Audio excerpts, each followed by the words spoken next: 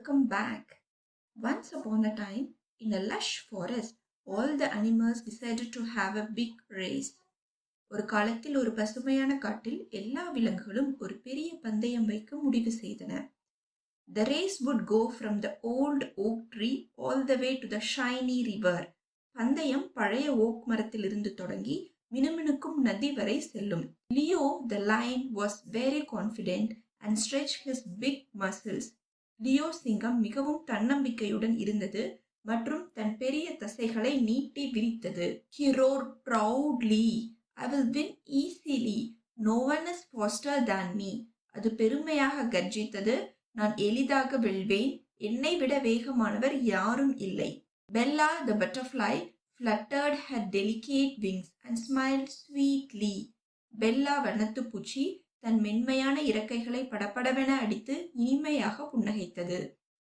I will join the race too, she said in a soft, gentle voice. நானும் அந்த பந்தயத்தில் சேருவேன் என்று அவள் மென்மையான இதமான குரலில் கூறினாள்.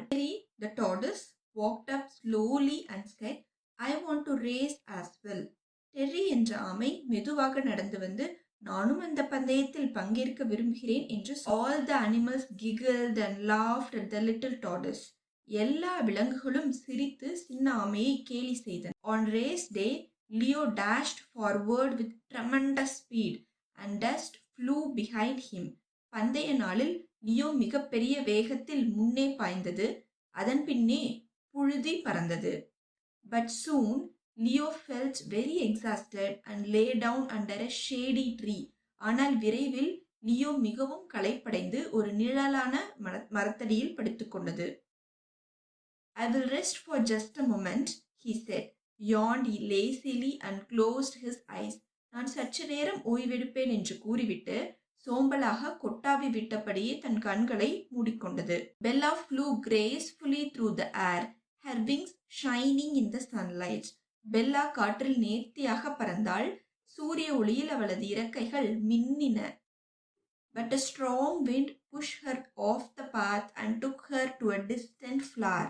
ஆனால் பலத்த காற்று அவளை பாதையிலிருந்து விலக்கி வெகு தொலைவில் இருந்த ஒரு பூவிடம் கொண்டு சென்றது.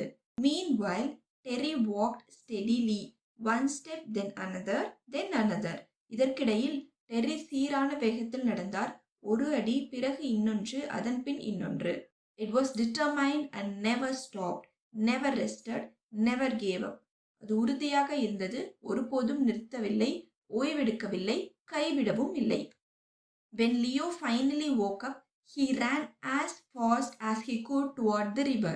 லியோ இறுதியில் விழித்தெழுந்த போது நதியை நோக்கி தன்னால் இயன்ற வேகத்தில் ஓடியது. But Leo was astonished to see Terry already standing happily at the finish line.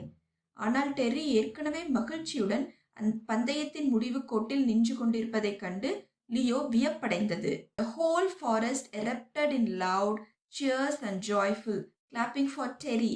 முழு காடும் டெர்ரிக்காக உரத்த ஆரவாரத்தாலும் மகிழ்ச்சியான கைத்தட்டலாலும் அதிர்ந்தது.